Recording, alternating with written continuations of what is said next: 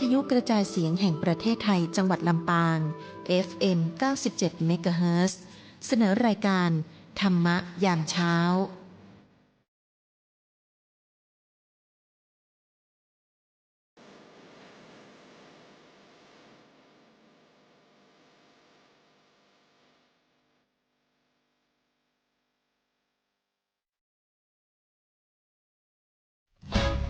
ปานาติปาตาเวรมณีอทินนาทานาเวรมณีกาเมมุสาสุราเม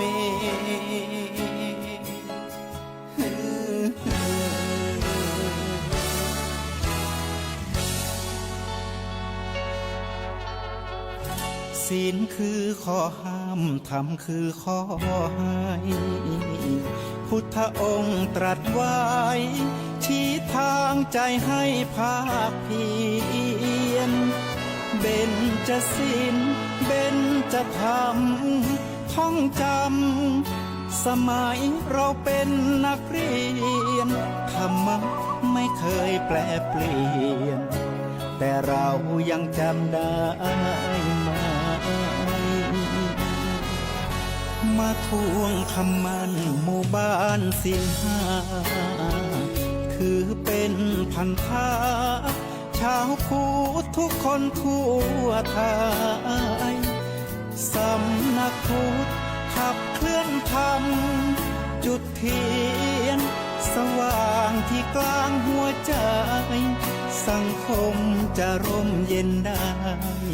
ศีลธรรมในใจต้องมีเบญจศีลว่ายังไงไหนลองท่องมาข้อหนึ่งห้ามฆ่าสัตว์ข้อสองห้ามลักทรัพย์ข้อสามห้ามประพฤติผิดในกามข้อสี่ห้ามพูดเท็จข้อห้าห้ามดื่มสุราแล้วเบญจะทำทั้งห้าว่าอย่างไรไหนบอกชัดๆอีกทีข้อหนึ่งเมตตากรุณา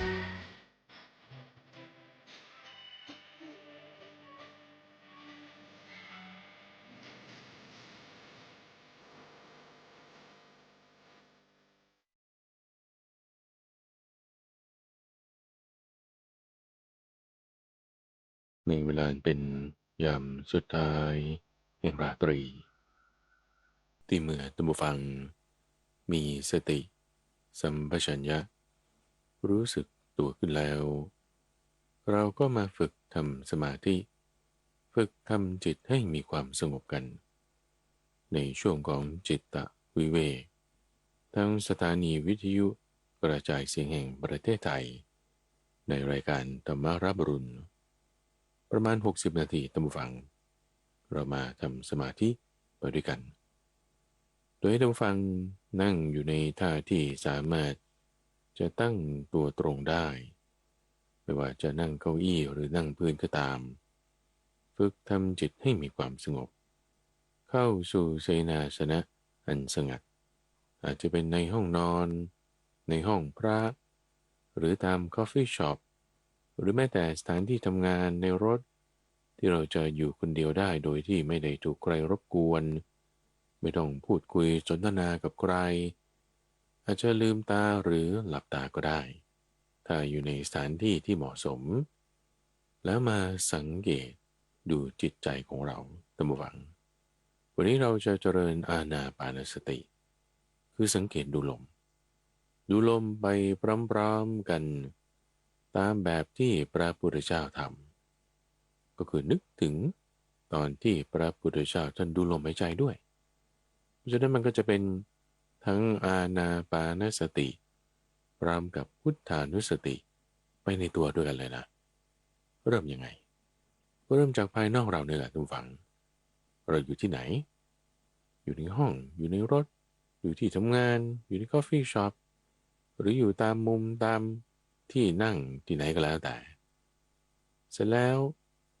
เข้ามาในกายกายเราอยู่ในที่นี้แล้วในกายเรานั้นอยู่ในกรอบขอบของผิวหนังหุ้มไว้เบื้องบนคือปลายผมเบื้องล่างคือพื้นเท้ากายนี้มีจุดเชื่อมต่ออยู่กับสิ่งภายนอกถ้าเป็นแสงเป็นภาพก็เข้าทางตาเป็นเสียงเข้าทางหูกลิ่นอะไรต่างๆเข้าทางจมูกอาหารก็เข้าทางปากถ่ายออกมาหนักเบาก็ทางทวารหนักทวารเบาลมหายใจก็เข้าทางจมูก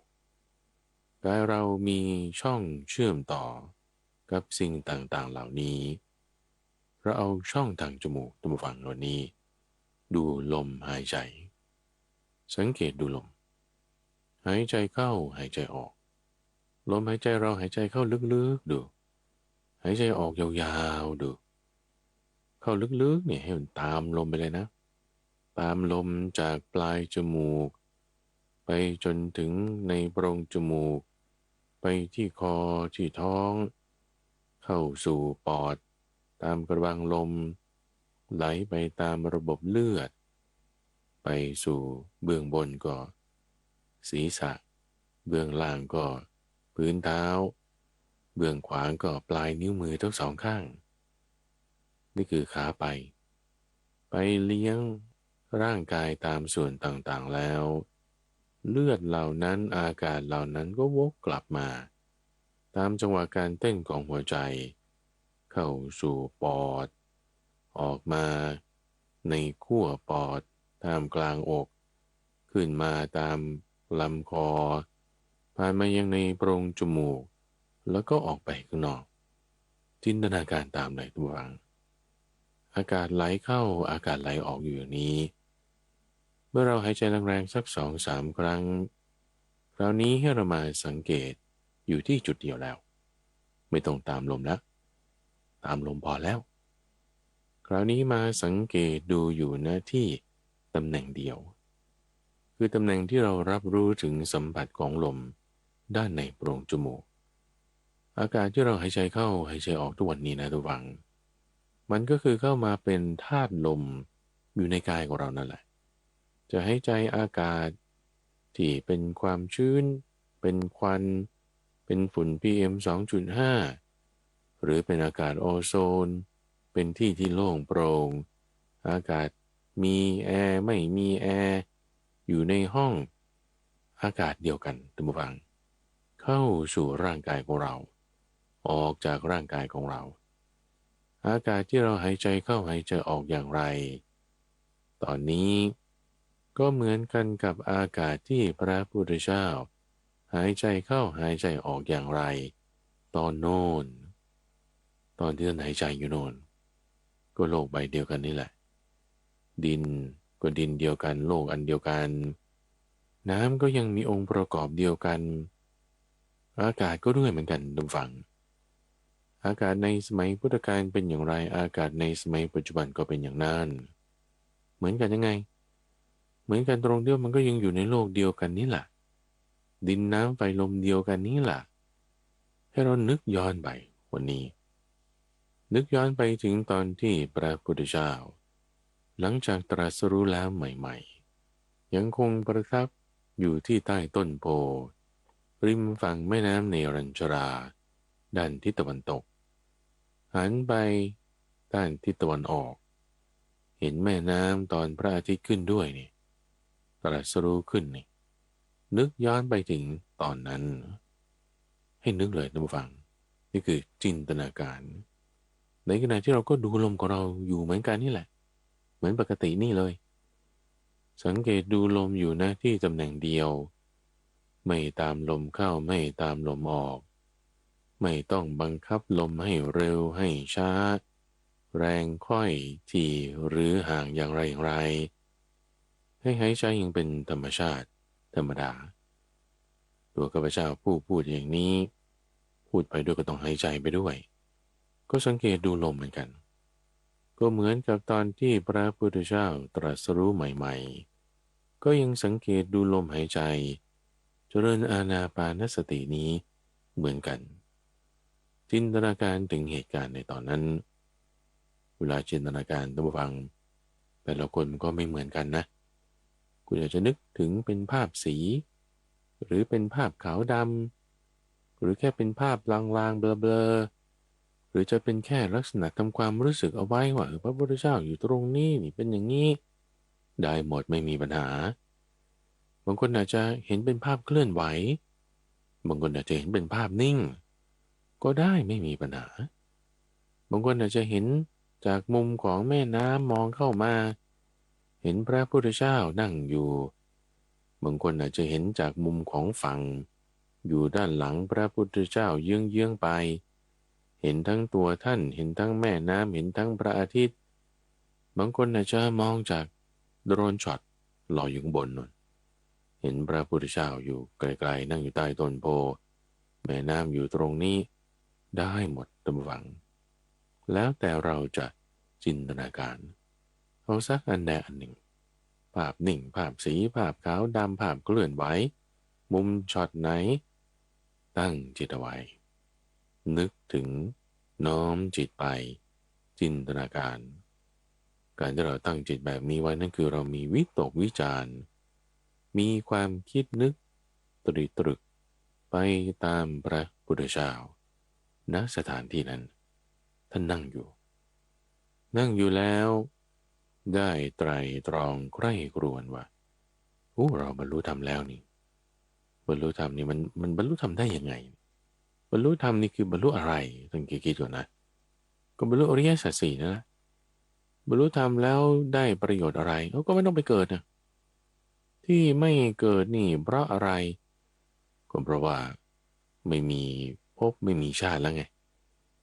ไม่มีภพไม่มีชาตินี่มาได้ไงจุดนี้เพราะไม่ยึดถือไงไม่มีอุปทานไม่มีอุปทานได้เพราะอะไรก็เพราะว่าไม่ได้ยินดียินร้ายไปตามสิ่งต่างๆไงตอนที่ไม่ได้ยินดียินร้ายมีตัณหานี่มันไปตามอะไรก็ตามสุขบ้างให้เกิดความอยากมีอยากได้อยากเป็นหรือความทุกข์บ้างความไม่อยากได้ไม่อยากเป็นเวทนานั่นแหละเอาที่ไม่มีเวทนาความรู้สึกไปตามสิ่งต่างๆนี่ทำไมก็เพราะว่าไม่ได้ส่งจิตออกไปตามสลายตนะไงเอารู้จิตออกไปตามสลายตนะได้ยังไงก็เพราะว่านามรูปมันดับไปไงนามรูปมันดับไปจิตมันจึงไม่ส่งออกไปตามอายตนะเอาแล้วนามรูปมันดับไปได้ไงก็เพราะว่าการรับรู้คือวิญญาณมันดับไปไงเอาแล้ววิญญาณการรับรู้ไปตามนามรูปมันดับไปได้ไงเพราะมันไม่ได้ไปปรุงแต่งตามสิ่งต่างๆไงเอาแล้วจิตไม่ได้ไปปรุงแต่งได้ไงแต่ก็คิดนะก็เพราะว่ามันรู้แล้วไงรู้ว่าไม่ต้องไปปรุงแต่งตามสิ่งต่างๆก็ได้เอาที่รู้ได้ไงเพราะวิชาดับไปเพราะมีวิชาเกิดขึ้นเพราะอวิชชาดับไปจึงเกิดความรู้ว่าฉันไม่ต้องไปปรุงแต่งตามสิ่งต่างๆก็ได้สังขารมันจึงดับนี่มาคิดถึงจุดนี้แล้วฟังว่าเพราะอวิชชามันดับไปเราตรัสรู้ได้นี่เพราะอวิชชาดับไปอวิชชาดับไปจึงทำให้สังขารดับไปสังขารดับไปจึงทำให้วิญญาณดับไปวิญญาณดับไปจึงทำให้นามรูปดับไปนามรูปดับไปก็จึงทำให้การรับรู้ไปตามช่องทางสลายตนะนั้นดับไปการรับรู้ไปตามช่องทางสลายตนะดับไป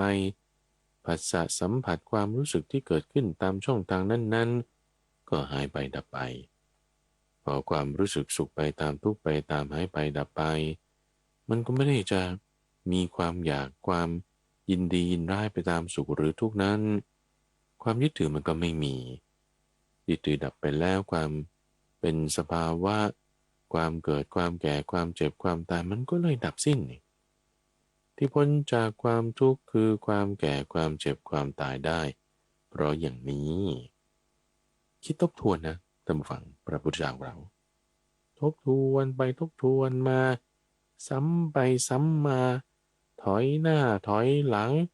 ทั้งเกิดทั้งดับทั้งแง่มุมต่างๆคิดนะท่านนะคำว่าคิดนี่คือท่านไตรตรองใคร่ครวญด้วยปัญญามันคือวิตกวิจารณ์ของท่านเลยล่ะ ไตรตรองใกล้ครวนคิดอยู่งี้นั่งอยู่ใต้ต้นโพนี่จนมันอึกขึ้นนะอึกขึ้นนี่คือเกิดอุทานขึ้นมานี่อุทานขึ้นนะเป็นเรื่องของปฏิจจสมุปบาทนะว่าโอ้ยแต่พอเข้าใจตรงนี้นะโอ้มันจะไปยังไงมันต้องตรัสรู้ได้แน่นอนถ้าเข้าใจตรงนี้นี่อุทานขึ้นทั้งเกิดทั้งดับทั้งเดินหน้าถอยหลังแล้วอุทานขึ้นคือพูดคนเดียวว่างั้นเถอะนะนั่งอยู่ใต้ต้นโพแต่เราให้จินตนาการว่าเราไปแอบนั่งอยู่ตรงนั้นได้ยินที่ท่านพูดนั้นด้วยท่านอุทานเรื่องนี้ออกมาภายหลังท่านก็ตั้งชื่อให้ว่ากระบวนการแนวความคิดวิธีการอย่างนี้คือสิ่งที่อาศัยกันและกันแล้วมันจึงเกิดขึ้นเรียกว่าปฏิจจสมุปบาทวันนี้เราก็คิดไตร่ตรองตามที่พระพุทธเจ้าท่านเล่าให้ฟังด้วยนะว่าเวลานั้นตอนนั้นท่านคิดเรื่องนี้เรานึกย้อนไปถึงตอนนั้นที่ท่านกำลังคิดเรื่องนี้อยู่เห็นท่านคิดอย่างไรเราตรีตรึกไปก็ตามนั้นด้วยเพราะมันไปด้วยกันน่ะศาสดาพาเดินไปทางไหนแนวคิดเป็นอย่างไรพวกผู้ปฏิบัติตามสาวกทั้งหลายก็คิดตามปฏิบัติตามไปในแนวนั้นทางนั้นถ้าเล่าให้ฟังเราก็ตรีตรึกตามไม่ลืมเรานะก็คือเป็นทั้งอานาปานสติด้วยนึกถึงพระพุทธเจ้าด้วยก็เป็นพุทธานุสติด้วยนึกถึงตรงที่พระพุทธเจ้าคิดหัวข้อไตรตรองเรื่องธรรมะนี้ก็เป็นธรรมานุสติด้วยมรรควิธีกระบวนการปฏิบัติในทางคำสอนของพระพุทธเจ้าในตุฟังมันจึงไปด้วยกันได้ไม่ใช่ว่าขัดกันหมายถึงฉันเจริญพุทธานุสติแล้วจะทำอานาปานสติไม่ได้เอาก็ทำอยู่นี่ไงทำได้ทุกฝังเพราะคำสอนของพระพุทธเจ้าเนี่ยจะไม่ขัดกันจะไม่ค้านจะไม่แยกกันเป็นไปโดยประการอื่นด้วยความที่ว่าท่านมีปัญญามากมีอภิญญายะใช้ปัญญาอันยิ่งในการกำหนดบทเพียรชนะบอกไว้สอนไว้คำสอนพูดคนเดียวนั่งอยู่ใต้ต้นโพนี่จนถึงคืนสุดท้ายพูดอยู่กับเหล่าภิกษุหลายร้อยเหล่าเทวดาหลายล้านมีท่านพระอานนท์ท่านพระอนุรุทธะอยู่ในคืนนั้นระหว่างเวลานี้คำสอนนี้ก็ลงรับกันสอดคล้องกันคำหลังกล่าวที่หลังก็จะเข้ากันได้กับคำที่กล่าวมาก่อนแล้วคำที่กล่าวมาก่อนแล้วก็จะไม่ขัดกันกับคำหลังที่กล่าวไว้ในภายหลังแต่ลงรับกันเข้ากันได้เหมือนน้ำนมกับน้ำผสมกันอยู่คำสอนเนี่ยแหมมีความรัดกุมรอบคอบอย่างนี้ลงกันได้ตามฝังปฏิบัติไปด้วยกันได้ตามฝังเรานึกถึงเหตุการณ์นั้นแล้วไม่ลืมลมหายใจแน่นอนตามฝังบางทีมันจะมีความคิดเรื่องอื่นแทรกเข้ามานั่นเรียกว่าเป็นความดำริ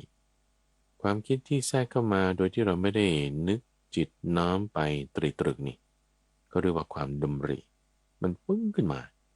หรือบางทีมันจะปึ้งเลยวันนี้จะกินอะไรดีมันแบบเข้ามาได้ไงฉันไม่ได้จะคิดเรื่องกินเรื่องทำอาหารอะไรเลยเนี่ยบางทีมันโผล่ขึ้นมาได้นี่ก็เรียกเป็นดำริหรือบางทีเดี๋ยวฉันจะไปทำงานอันนั้นเดี๋ยวบางทีมีบทสวดมนต์โผล่แทรกขึ้นมาทำไมมันมีอันนี้ขึ้นมานี่ก็เรียกเป็นดำริหรือสังกัปปะที่เข้ามานั้นเป็นได้หมดตามฟังอาจจะเป็นเรื่องทางกามคิดพยาบาทหรือเบียดเบียนคนอื่นใครอย่างใดหรือหลีกออกจากการไม่พยาบาทไม่เบียดเบียนใครเป็นได้ทั้งสิ่งที่เป็นกุศลหรืออกุศลมาเนี่ยได้หมดนะแต่เราไม่ลืมลมไม่เผลอไปตามความดำริอื่นที่แทรกเข้ามานั้นไม่ว่าจะเป็นกุศลหรืออกุศลก็ตามแต่มีสติอยู่กับลมแล้วตรีตรึกจินตนาการ วิตกวิจารณ์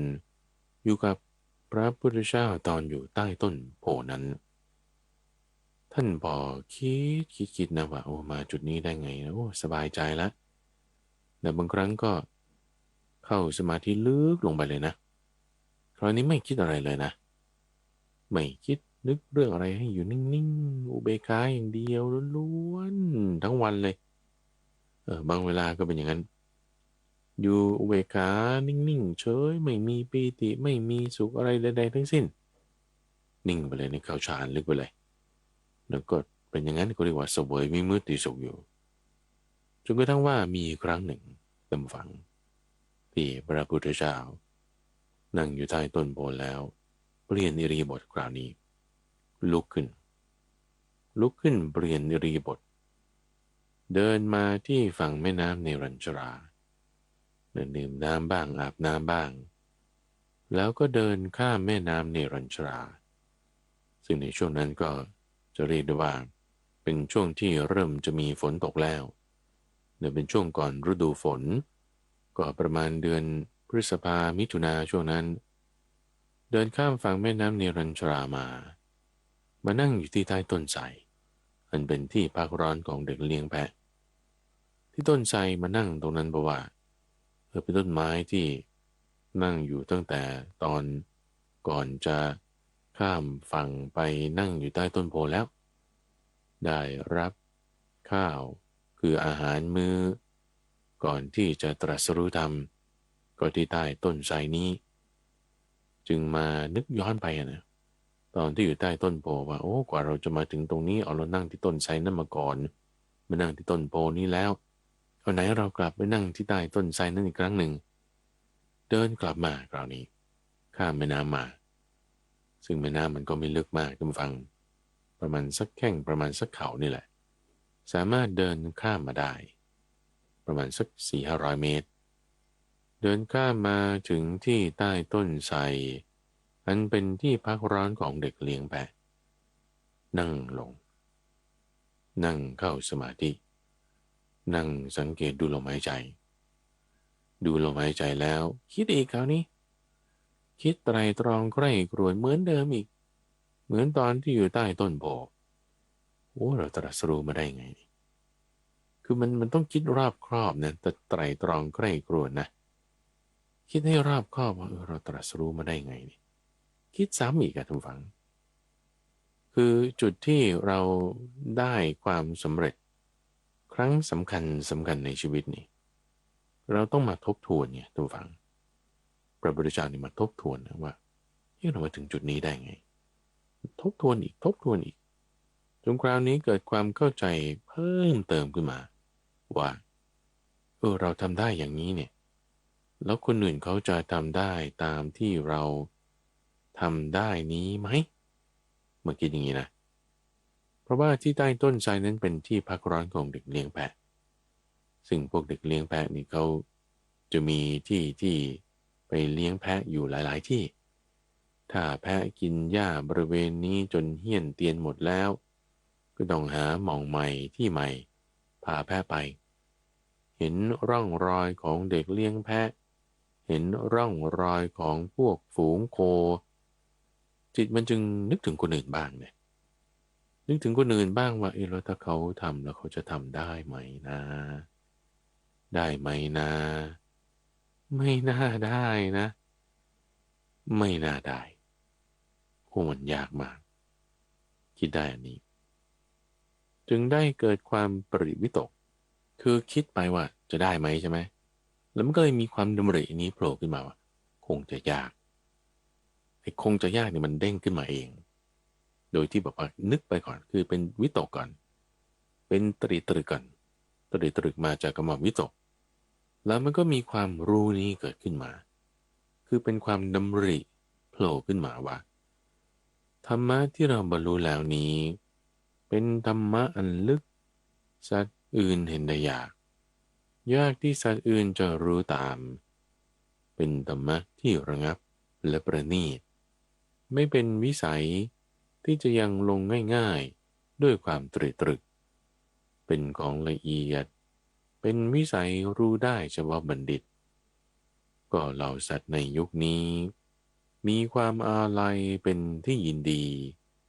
ยินดีเพลิดเพลินแล้วในอาลัยอยากนักที่จะเห็นปฏิจจสมุปบาทอันมีความอาลัยนี้เป็นปัจจัย อยากนักที่จะเห็นธรรมเป็นที่สงบระงับแห่งสังขารทั้งปวง คือธรรมอันถอนความยึดถือทั้งสิ้น เป็นความสิ้นตัณหา เป็นความคลายกำหนัด เป็นความดับไม่เหลือ คือนิพพาน หากเราพึงแสดงธรรมแล้ว สัตว์อื่นไม่พึงรู้ทั่วถึง ก็นั้นจะเป็นความเหนื่อยเปล่าแก่เรา เป็นความลำบากแก่เรา พอพระพุทธเจ้าตรึกในข้อนี้ได้ความดำรินี้ออกมา เกิดเป็นคาถานี้ขึ้นท่านผู้ฟัง ได้กล่าวคำนี้ขึ้นเป็นคาถา คือก็เป็นความดำริที่โผล่ขึ้นมาเพิ่มเติม จากความดำริอันแรกเมื่อสักครู่นี้ว่า การนี้ไม่ควรประกาศธรรมะที่เราบรรลุได้แล้วโดยยากธรรมนี้สัตว์ที่ถูกราคะโทสะ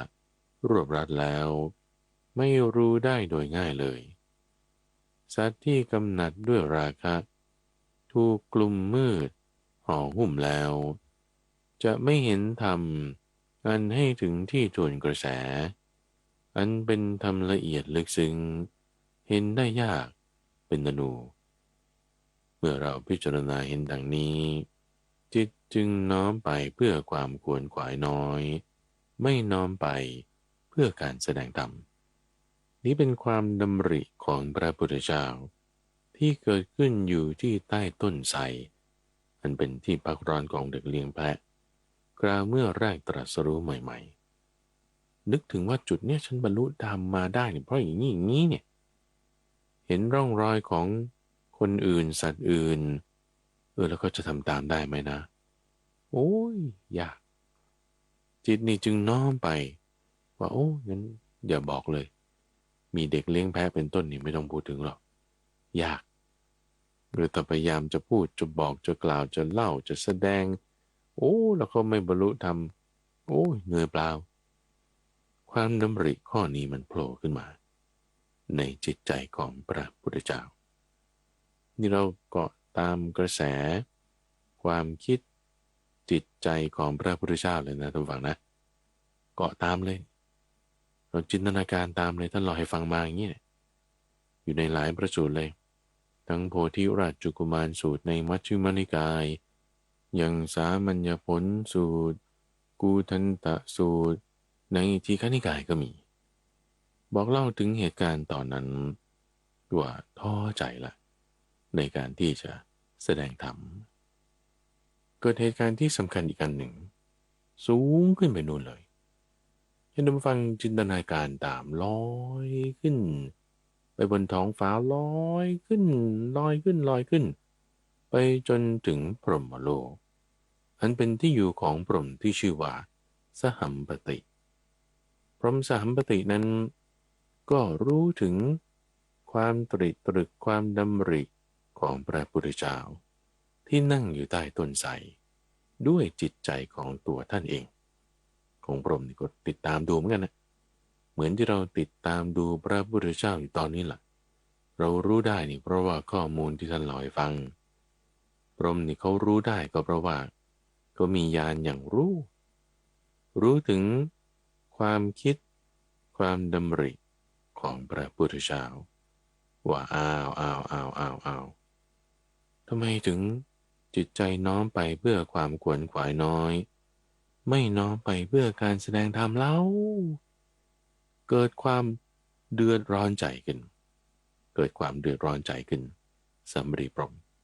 เรานึกถึงขึ้นไปตามจิตใจของพรหมที่อยู่ข้างบนนู้นเลยนะระวังนะนั่งอยู่บนสวรรค์ชั้นพรหมแล้วเกิดความร้อนใจขึ้นว่าอ้าวโลกจะพินาศแล้วนะนี่นะโลกจะชิบหายเสียแล้วนะนี่นะเพราะว่าจิตแห่งพระตถาคตผู้อรหันตสัมมาสัมพุทธะน้อมไปเพื่อความขวนขวายน้อยไม่น้อมไปเพื่อการแสดงธรรม ทำไมโลกถึงจะชิบหายทำไมโลกถึงจะพินาศได้ล่ะเพราะว่าถ้าไม่มีธรรมะของพระพุทธเจ้าที่มายับยั้งกระแสของกิเลสที่มาทวนกระแสของกิเลสไว้เนี่ยนะกิเลสเนี่ยมันจะพัดมันจะซัดมันจะทำให้กระจัดกระจายจิตใจของสัตว์ทั้งหลายจะวุ่นพรุ่งพล่านถูกรบกวนไปด้วยกระแสของราคะโทสะและโมหะอยู่ตลอดเลยอย่างมากด้วยจิตใจของสัตว์โลกที่ถูกซัดถูกกระแทกถูกพัดถูกทำให้กระจัดกระจายด้วยกระแสของราคะโทสะโมหะคำพูดมันก็จะเร่าร้อนมันก็จะเห็นแก่ตัวมันก็จะเบียดเบียนการกระทำทางกายไม่ใช่เร่าร้อนธรรมดาเร่าร้อนมากๆเบียดเบียนมากๆเห็นแก่ตัวมากๆไม่ใช่แก่คนสองคนแต่มากหลายคนแล้วแต่ละคนที่ว่ามีนั้นยิ่งมีมากแผ่ไปเป็นวงกว้างอยู่นานไม่ใช่วันสองวันแต่เป็น100 ปีกระแสแห่งความเบียดเบียนที่เกิดขึ้นจากราคะโทสะโมหะนี่จะพัดไปอย่างกว้างขวางถ้านะไม่มีธรรมะอันพระผู้มีพระภาคประกาศไว้ดีแล้วมาทวนกระแสสถานการณ์โลกจะไม่ได้เป็นอย่างที่เราเห็นอยู่ปัจจุบันนี้ที่ว่ายังมีคนมานั่งชิวๆอยู่ตามสวนสาธารณะได้บ้างเขายังมีการแบ่งปันเอื้อเฟื้อเผื่อแผ่ให้คนไร้บ้านให้คนจรจัดคือยังมีการให้ทานมีการรักษาศีลเราเห็นเนี่ยอยู่ตามที่ทั่วๆไปเนี่ยเอานี่เพราะว่าสมัยปัจจุบันนี้ยังมีธรรมะคำสอนอยู่ไงจิตใจคนมันยังมีความชุ่มเย็นอยู่ด้วยธรรมะได้ไม่ได้ถูกพัดไปตามกระแสของราคะโทสะโมหะแต่ถ้ากระแสของราคะโทสะโมหะมันพัดไปแรงมากๆนะทุกฝังและเป็นเวลานานและเป็นวงกว้าง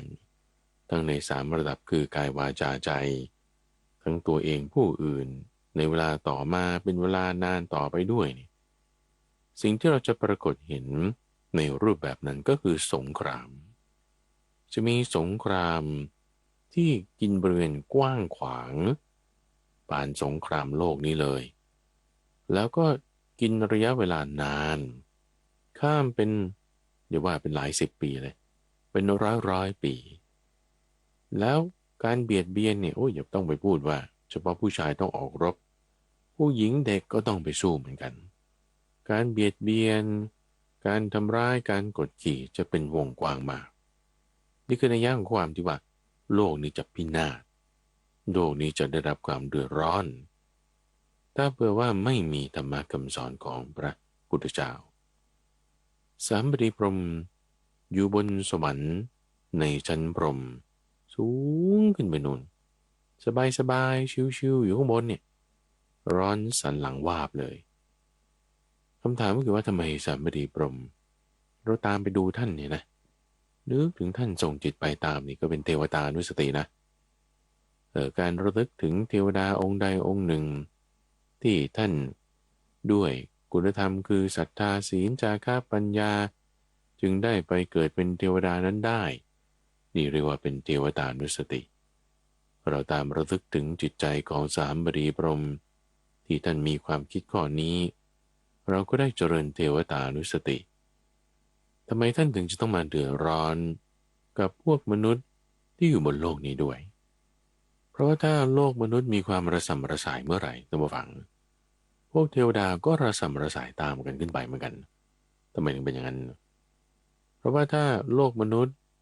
มีคนทำชั่วทำบาปมากประชากรที่จะไปอยู่บนสวรรค์ก็จะลดลงพวกฝ่ายมารพวกฝ่ายที่ทำไม่ดีก็จะมากขึ้นมันก็จะทำให้มีการเบียดเบียนกันตามขึ้นไปด้วยยังรวมถึงกระแสลมที่พัดเพี้ยนเปลี่ยนแปลงไปเพราะว่าดาวนักษัตริย์ต่างๆโคจรไม่ตรงทางเพราะว่ากิเลสของมนุษย์ที่เปลี่ยนแปลงไปมีผลกระทบต่อระบบโลกทั้งปวงจนกระทั่งว่าถ้ามันย่ำแย่ถึงสุดๆแล้วเนี่ยนะโลกมันก็จะพังระเบิดไปเหมือนกันนะ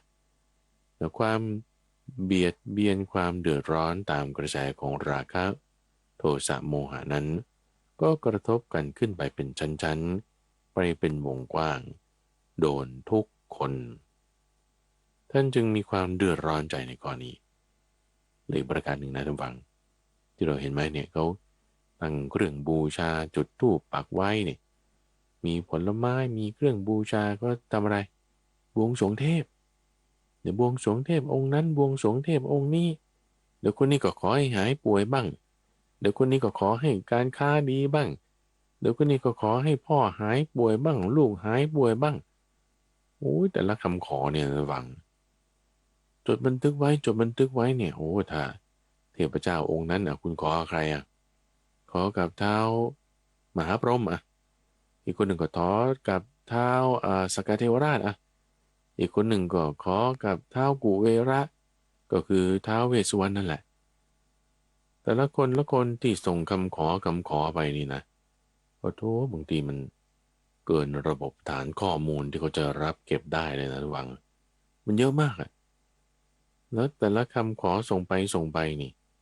แล้วก็ไม่ใช่ว่าจะได้ทุกคนใช่ไหมล่ะต่อให้มีพลังอำนาจในการที่จะบันดาลได้แต่ว่าเขาไม่ได้ทำหรอกนะเขาก็ฟังเฉยๆแล้วก็นิ่งๆไว้มันเป็นเรื่องกระแสของกรรมมันจะไปแก้ไขอะไรยังไงได้ในบรรดาสัก1,000,000เนี่ยช่วยสักเคสเดียวก็ยังมีที่ต้องผิดหวังอีก999,999ที่ผิดหวังไม่ได้พอไม่ได้แล้วทำไงในบรรดา990,000กว่านี้อาจจะมีสักครึ่งหนึ่งเอาแค่40,000ต้นด่าอีกครึ่งหนึ่งเขาไม่ด่าเขาก็เฉยๆไปอีกครึ่งหนึ่งด่านะด่าโอ้โหสาตั้งเครื่องบวงสรวงนั่นนี่ไม่ได้นี่ด่าเช็ดเลยโอ้โหด่าเสียๆให้หายด้วยเอาในครึ่งหนึ่งที่ด่าเอาอีกแค่1 ใน 3ด่าแบบแรงๆใช่ไหมอีก2 ใน 3ด่านิดหน่อยโอ้โหมันก็เชื่อนะท่านฟังถูกคนเป็นแสนด่ามันจะไหวเหรอใช่ไหม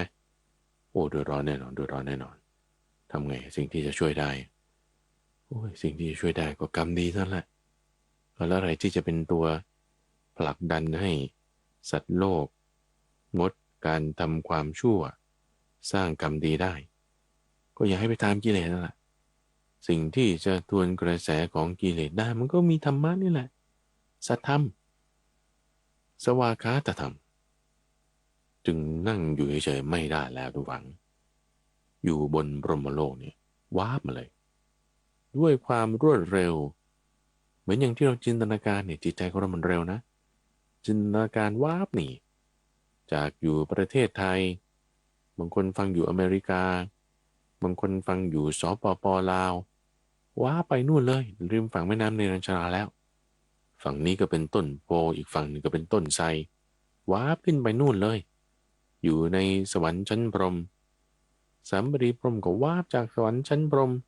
ลงมาที่ใต้ต้นไทรนั่นเลยท่านฟังอยู่ที่ริมฝั่งแม่น้ำเนรัญชราวาร์ปจากปัจจุบันนี้ไปในอดีตนู่นเลยจิตใจเรามันทำได้มันวาร์ปได้ก็คือคิดไปนั่นแหละตรีตรึกตามไปวิตกวิจารณ์ตามไปลงมาแล้วนี่ถวายความเคารพพระพุทธเจ้าที่ปกติโดยทั่วไปแล้วเทวดาเวลาก็มาหาพระพุทธเจ้าเขาก็จะยืนนะมีแค่สามบรีพรหมนี่แหละที่ว่านั่งคุกเข่าลงข้างหนึ่งน้อมอัญชลีเข้ามาที่เหลือนี่ก็จะไม่คุกเข่าลงนะก็จะยืนเฉยๆสามบดีพรหมเข้ามาด้วยอาการนอบน้อมอย่างนี้นะเข้ามาสู่อยู่ในวงของฉัพพนรังสีของพระพุทธเจ้าเหมือนเข้ามาได้กระแสแห่งความอบอุ่นจากพระพุทธเจ้าเราจินตนาการว่าเราก็อยู่ในกระแสได้รับรัศมีแห่งฉัพพนรังสีของพระพุทธเจ้านี่เหมือนกันเอิบอาบชุ่มไปด้วยกระแสแห่งปัญญากระแสแห่งความรักความเมตตาจากพระพุทธเจ้านี่ฟังก็ดูท้าวสามบดีพรหมพูดอะไรท้าวสามบดีพรหมบอกว่าโอ้ยโปรด please เลย please ขอจงแสดงธรรมเถิดขอจงแสดงธรรมเถิดสัตว์ที่มีธุลีในดวงตาแต่น้อยก็มีอยู่ สัตว์เหล่านั้นจะเสื่อมจากคุณที่จะได้รับถ้าไม่ได้ฟังธรรมสัตว์ผู้รู้ทั่วถึงธรรมจะมีเป็นแน่มาอ้อนวอนก็เรียกว่ามาขอร้องพระพุทธเจ้าแล้วยังได้กล่าวคำที่เป็นคาถาคือลักษณะคำที่เป็นคำกลอนที่ท่านแต่งขึ้นมาเรียบเรียงขึ้นมาจากจิตใจที่เกิดความร้อนใจนี้ขึ้นแล้วนะให้เรานึกถึงว่าเรานั่งอยู่ในสถานการณ์นั้นด้วยนะได้ยินคำกล่าวที่เป็นคำกลอนของท้าวสามบดีพรหมนี่ต้นกล่าวไว้บอกอย่างนี้ว่าธรรมะที่ไม่บริสุทธิ์ที่คนที่มีมนทินได้คิดค้นขึ้นได้ปรากฏมีอยู่ในแคว้นกฎแล้วมาแต่ก่อนขอพระองค์จงเปิดประตูนิพพานอันไม่ตายสัตว์ทั้งหลายในยุคนี้จะได้ฟังธรรมะที่ไม่มีมนทินจากพระองค์ผู้ตรัสรู้แล้ว เหมือนคนยืนอยู่บนชง่อนเขา เห็นประชุมชนได้โดยรอบฉันใดข้าแต่พระผู้เมตตาดี ผู้มีจักษุเห็นโดยรอบ จงขึ้นสู่ปราสาทอันสำเร็จด้วยธรรม จะเห็นหมู่สัตว์ ผู้เกลื่อนกลนด้วยโศก ไม่ห่างจากความโศก ถูกความเกิดและความแก่ครอบงำได้ฉะนั้น จงลุกขึ้นเถิดพระองค์ผู้วีระผู้ชนะสงครามแล้ว ผู้ขนสัตว์ด้วยยานคือเกวียน ผู้ไม่มีหนี้สิน ขอพระองค์จงเที่ยวไปในโลกเถิด ขอพระผู้มีพระภาคทรงแสดงธรรม สัตว์ผู้รู้ทั่วถึงธรรมจะมีเป็นแน่คำกล่าวนี้มีความลึกซึ้งมากดำฝัง เป็นคาถาที่สามบดีพรหมมานิมนต์พระพุทธเจ้าให้แสดงธรรมพระพุทธเจ้าฟังแล้วเนี่ยใคร่ครวญดูเหมือนกันนะใคร่ครวญถึงคำพูดของท้าวสามบดีพรหมในโลกนี้มันเป็นยังไงนะมันมีธรรมะที่ไม่บริสุทธิ์ใช่ไหมคือธรรมะที่มีมลทินอ่ะคือมีสิ่งแปดเปื้อนอ่ะจะเรียกว่ามี hidden agenda เนี่ยมีวาระซ่อนแฝงเห็นข้างบนดูมันสวยๆแต่ข้างในนี่มันตาติ้งโหน่งนะแล้วเขาตกแต่งมาเพื่อจงใจหลอกอ่ะเราจะไปรู้ได้ไงว่าสายที่โทรเข้ามานี่มันเป็นแก๊ง call center เปล่าใช่ป่ะเขาก็บอกว่ามันก็ดีๆทั้งนั้นอ่ะมีการลงทุนคุณเจออันนั้นอันนี้จะมีโชคอันนั้นอันนี้แต่ว่าจริงๆเขาต้องการหลอกลวงอ่ะอุ้ยเราจะรู้ได้ไงว่ามันมีการหลอกลวงเปล่ามันมีอยู่แล้วในโลกเนี่ยมันมีอยู่แล้วธรรมะที่ไม่บริสุทธิ์มีเจตนาซ่อนแฝงแล้วทำไงแล้วธรรมะที่บริสุทธิ์อยู่ตรงไหนธรรมะที่ปราศจากมลทินที่เหมือนผ้าสะอาดที่ไม่มีสิ่งแปดเปื้อนเลยก็เหมือนธรรมะที่พระพุทธเจ้าตรัสรู้แล้วนี่แหละไม่มีกิเลสเปื้อนอยู่แม้แต่หน่อยเดียวเลยคือคนที่แบบมองไม่ออกมองไม่ขาดไม่เข้าใจว่าเพชรเม็ดนี้อัญมณีชิ้นนี้มันเป็นของปลอมหรือของจริงเขาโทรมาสายนี้เป็นพวกแก๊งหลอกลวงหรือเป็นเรื่องงานจริงๆคนที่เขามีตามีความเข้าใจถึงจะเห็นถึงจะดูรู้ได้นะเปรียบเหมือนกับคนที่ยืนอยู่บนที่สูงนะมองลงมาบนแม่น้ำใช่ไหมแม่น้ำเนี่ยมีกระแสน้ำพัดเชี่ยวไปเชี่ยวไปนี่มีหลายๆคนเนี่ยล่องมาตามกระแสแม่น้ำล่องมาเสร็จแล้วเล่นเดือดน้ำไปสนุกดีสนุกดีแต่หารู้ไหมว่าที่ต่อไปทางปลายสายแม่น้ำนี่มันจะมีพวกยักษ์มีพวกน้ำวนมีสิ่งที่เป็นอันตรายอยู่ไปถึงนี่ถูกจับกินถูกดูดลงไปตายได้นะคนยืนอยู่บนฝั่งนี่ยี่รีบตะโกนเรียกให้รีบว่ายเข้ามาเลยอย่าให้ถูกล่องลอยไปถึงจุดนั้นพังแน่นอนนะเห็นช่องทางเห็นแนวทางพาดเชือกไปน้อยให้เขาจับได้ดึงเขาเข้ามาช่วยเขาหน่อยโปรดขึ้นสู่ธรรมปราสาทปราสาทที่ใช้ธรรมะสร้างขึ้นมาเรียกว่าธรรมปราสาทเหมือนธรรมปราสาทของ พระเจ้ามหาสุทัศนะที่สำเร็จสร้างมาด้วยบุญของท่านเป็นที่ที่ไว้ประพฤติพรหมจรรย์ให้เหมือนกับคนที่เขาตาไม่บอดนะที่ถ้าบอกว่าหลงทางหลงทางแล้วไม่รู้ทางว่าไปทางไหนคือถ้าคนตาบอดแล้วหลงทางด้วยนี่ยากมากเลยนะทุกฝังแต่ถ้าตาบอดแล้วพอรู้ทางมันยังพอไปได้นะไปตามทางนี้คุณเกาะเชือกไปทางนี้เดี๋ยวมันก็ถึงหรือคนที่ต่อให้ตาดีแต่มืดหมดไม่มีแสงสว่างเลยมืดหมดเลยนี่มันก็เหมือนกับคนตาบอดแล้วก็ไม่รู้ทางด้วยใช่ไหมล่ะเอาอย่างน้อยถ้าตาดีเอาจุดโคมไฟจุดประทีปไว้เพื่อว่าเขาจะได้เห็นทางได้ว่าเลี้ยวทางไหนตรงนี้ต้องระวังอะไรจุดประทีปไว้ในที่มืดเผื่อว่าคนมีตาจะได้เห็นรูปหรือเต่ามันนอนหงายกระดองมันดันอยู่มันเดินไปไม่ได้นี่มีคนเขาปรารถนาดีกับเต่าเขาก็เลยไปพลิกไอ้เจ้าตัวเต่าให้เอาขาลงพื้นได้มันก็เดินไปได้อันนี้คือเหมือนกับหงายของที่คว่ำไงเปิดของที่ปิดบอกทางแก่คนหลงทางหรือจุดประทีปไว้ในที่มืดเพื่อว่าคนมีตาจะได้เห็นรูปสัมมารีพรหมเนี่ยมาขอให้พระพุทธเจ้าทำหน้าที่นี้ทำข้อนี้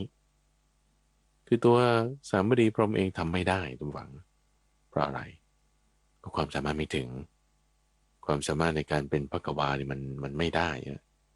อย่างมากก็รับฟัง request เขารับฟังปัญหาเขาแต่จะช่วยได้ก็บ้างนิดหน่อยแต่ไม่เต็มที่เท่าพระพุทธเจ้าหรอกก็ได้บ้างนิดหน่อยที่ปลายเหตุแต่ไม่ได้เต็มที่ถึงต้นเหตุเหมือนของพระพุทธเจ้าหรอกจึงมาอ้อนวอนร้องขอมาเชื้อเชิญชวนเชิญเอานะสู้เอานะประกาศเอานะบอกสอนไว้จงเปิดประตูแห่งนิพพานอันเป็นอมตะท่านใช้คำนี้เลยนะสัมมารีพรหมบอกว่าจงลุกขึ้นเถิดลุกขึ้นเถิดนี่คือเหมือนกับลงสนามจริงๆคือมันก็ว่านักกีฬาเนี่ยฝึกซ้อมมาเต็มที่แล้วตลอดฤดูกาลใช่ไหมล่ะแต่ไม่ได้ลงสนาม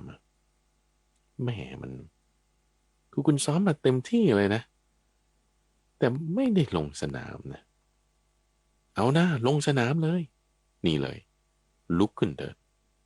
ลงสนามเลยมันถึงจะได้แบบใช้ความสามารถเต็มที่ของสัมมาสัมพุทธะเนี่ยก็ถ้าบำเพ็ญบารมีมาตลอด4อสงไขยแสนมหากัปยกไว้ก่อนก็ได้กว่านั้นยังมีแม่แล้วเอาหน้าแค่10 ปี20 ปี45 ปีให้มันมาเข้มข้นอยู่จุดนี้เนี่ยโฟกัสบีมพลังลงมานี่เราไม่ได้ทำใช่ไหมล่ะหรือทำนิดหน่อยแม่มันเสียดายอยู่เหมือนกันนะเอาหน้าท่านได้โปรดได้โปรดได้โปรดหรือถ้าคนที่เขามีความร่ำรวยมากๆเลยนะหวังเช่นว่าเป็นเศรษฐี10,000,000เงี้ยนะคุณมีเงินสัก20,000,000คุณมีเงิน20,000,000จะแบ่งออกใช้ทั่วไปสู่รุ่ยสู่ร่ายก็สัก10,000,000ยังเหลือตั้ง10,000,000โอ้ย10,000,000ใช้ไงก็ไม่หมดอยู่แล้วแบ่งให้คนอื่นใช้สัก10,000,000ก็ไม่เป็นไรเราจะจนลงสัก10,000,000โอ้นี่คือแบบตัวเลขสมมุติเอานะท่านฟังนะมันไม่เป็นไรหรอกพระพุทธเจ้าเนี่ยมีบุญมากจริงๆนะก็เรียกว่าผู้ไม่มีหนี้สินมีความร่ำรวยด้วยบุญจะใช้บุญของท่านมากๆนี่นะใช้เท่าไหร่มันก็ใช้ไม่หมดนะเพราะว่ามันเต็มแล้วไงบุญเต็มแล้วเนี่ยจะลดลงสักครึ่งหนึ่งไม่มีปัญหายังมากอยู่ใช่เลยขอจงแสดงธรรมคือจะเรียกว่าขอร้องแก่บังคับละวางกันนะสัตว์ผู้รู้ทั่วถึงธรรมจะมีเป็นแน่พระพุทธเจ้าตอนนั้นจึงตรวจดูสัตว์โลกอยู่ใต้ต้นไทรนั่นแหละตรวจดูสัตว์โลกด้วยพุทธจักษุเห็นท่านผู้ฟังนี่แหละพระพุทธเจ้าเห็นท่านผู้ฟังเห็นข้าพเจ้าพระมหาไพบูลย์ด้วย เห็นครูบาอาจารย์รุ่นก่อนๆนี้ด้วยเห็นมาตั้งแต่นี่เลยอัญญากุลทัญญะเริ่มเป็นต้นมาจนเห็นพวกเราหมดทุกคนว่าอ๋อนี่ไงพวกนี้มันทุลีในดวงตาน้อยมีอยู่บางพวกก็มากก็มีเหมือนกันพวกที่มีมากสอนได้ยากก็มีพวกที่มีน้อยสอนได้ง่ายก็มีโอ้พวกที่มีน้อยสอนได้ง่ายถ้าไม่ได้ฟังจะเสื่อมจากคุณที่ควรจะได้รับแม่จะเสียดายสัตว์ผู้รู้ทั่วถึงธรรมจะมีเป็นแน่ด้วยการมากระตุ้นให้คิดของสามบดีพรหมจึงทำให้พระพุทธเจ้านี่ตรึกต่อไปจากความดำริที่เกิดขึ้นมาแล้วนะว่าโอ้มันคงจะยากเราจะลำบากแต่บอกว่าพยายามแล้วไม่มีใครจะรู้ทำได้ด้วยความดำริข้อนี้สามบดีพรหมจึงมากระตุ้นให้วิตกคือคิดต่อไปคือมีความดำริขึ้นมาปุ๊บท่านหยุดคิดเลยไงมีความดำริขึ้นมาปุ๊บก็หยุดวิตกวิจารณ์ต่อเลยแต่คราวนี้สามบดีพรหมมันสะกิดนิดนึงได้โปรดคิดต่ออีกหน่อยมันมีอยู่นะคนที่มีธุลีในดวงตาน้อยคือมีขี้ตาน้อยเนี่ยพวกขี้ตามากก็มีอยู่ใช่ไหมล่ะขี้ตาเนี่ยมันคือสิ่งสกปรกที่มันเกิดขึ้นในดวงตาเราเนี่ยคือมันยังดีว่าขี้ตามันยังเป็นของตาใช่ไหมแต่ถ้าฝุ่นอื่นเนี่ยโอ้โหมันมาพอกที่ตาเนี่ยโอ้มันหนักเลยนะแล้วถ้ามันมากนี่โอ้โหพอกหนาเต๋อนี่บางคนนี่เป็นเหมือนกับดินเหนียวพอกขึ้นที่ดวงตาเลยนี่นะปิดทั้งคิ้วปิดทั้งหน้าผากหมดเลยเนี่ยโอ้ก็ยากอยู่แต่ถ้าบางคนเนี่ยมันมีแค่เศษทรายเศษฝุ่นผงนิดเดียวเข้ามาในดวงตาเนี่ยเขี่ยปึ๊ดเดียวออกเลยแม่มันจะ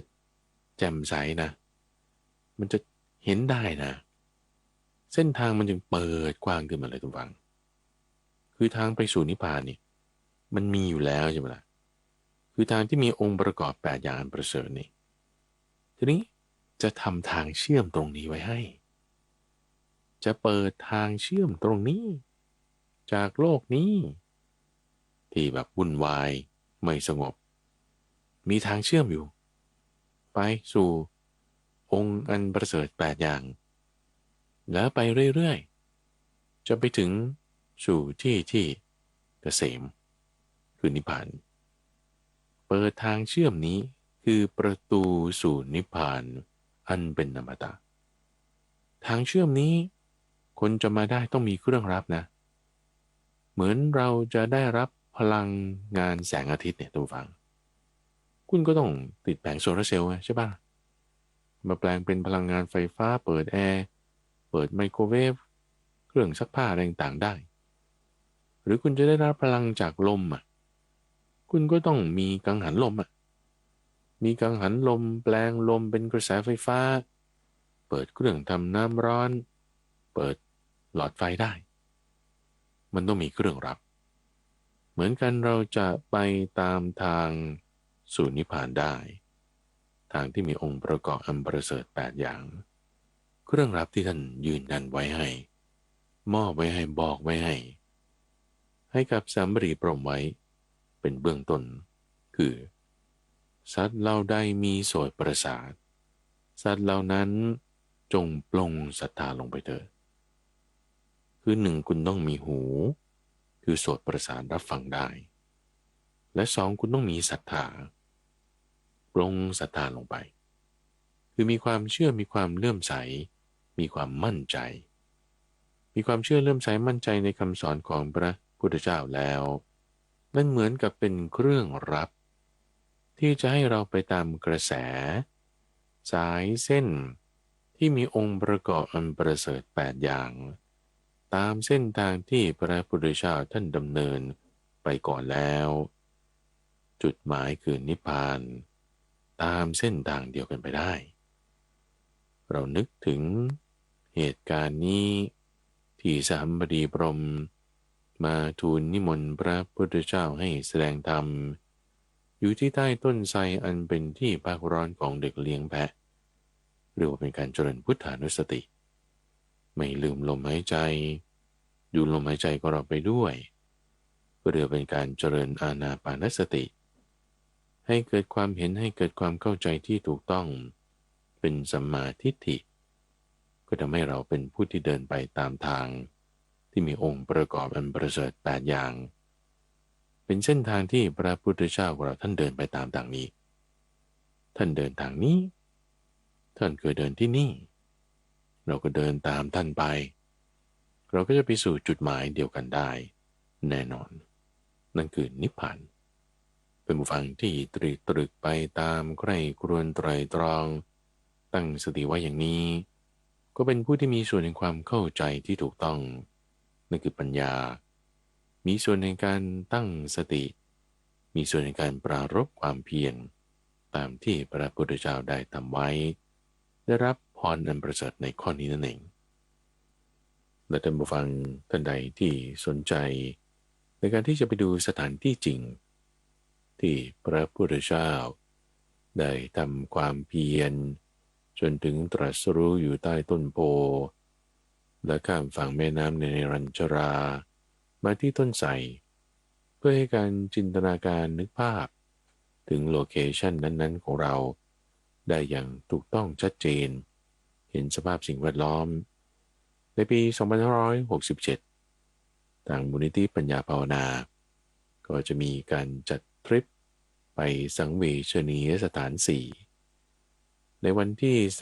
3-10 พฤศจิกายนชมพูทวีปสัญจรเป็นการตามรอยการแสวงหาอันประเสริฐของพระพุทธเจ้าเพื่อให้เราเข้าถึงความจริงรู้แจ้งด้วยปัญญาผ่านการเดินทางไปยังประเทศอินเดียและเนปาลท่านผู้ฟังที่สนใจจะเดินทางไปร่วมกับทริปชมพูทวีปสัญจรก็สามารถติดต่อได้ที่หมายเลข 083 081 8590 083 081 8590คุณจริรังสีหรือว่าไปที่เว็บไซต์ก็ได้ท่านผู้ฟังกรอกชื่อเอาไว้ที่ปัญญา .org/india67 ปัญญา .org/india67 การเดินทางไปสังเวชนียสถาน 4นั้นก็จะทำให้เราได้เห็นภาพอะไรต่างๆมากมายโดยส่วนตัวของข้าพเจ้าเองการเดินทางไปนั้นทำให้จิตเป็นสมาธิมากขึ้นครั้งแรกที่เดินทางไปหลังจากกลับมาแล้วเพราะว่าสมาธิของตัวเองนั้นดีขึ้น2 เท่าทีเดียวท่านผู้ฟังที่อยากจะฝึกสมาธิให้มีความก้าวหน้าเพิ่มขึ้นการเดินทางไปสังเวชนียสถาน 4ด้วยจิตที่มีศรัทธาก็จะช่วยการทำสมาธิของเราให้ดีขึ้นได้ครั้งนี้เราจัดขึ้นในวันอาทิตย์ที่ 3ถึงวันอาทิตย์ที่ 10 พฤศจิกายน 2567 สามารถดูข้อมูลเพิ่มเติมได้ที่ 083 081 8590 หรือที่เว็บไซต์ปัญญา .org/india67 ในช่วงของจิตวิเวกจะมาพบกับท่านผู้ฟังเป็นประจำในทุกวันอังคารตั้งแต่เวลา 5:00 ถึง 6:00 น.ทั้งสถานีวิทยุกระจายเสียงแห่งประเทศไทยท่านสามารถติดตามรับฟังได้ทาง YouTube Channel Facebook Fanpage หรือในระบบพอดแคสต์หรือถ้าต้องการอ่านข้อมูลย้อนหลังดูพระสูตรประกอบในเรื่องราวต่างๆก็ไปที่เว็บไซต์ปัญญา .org panya.org รายการนี้นำเสนอโดยมูลนิธิปัญญาภาวนาซึ่งมีข้าพเจ้าพระมหาไพบูลย์อภิปุณโญเป็นผู้ดำเนินรายการแล้วพบกันใหม่ในวันพรุ่งนี้เจริญพร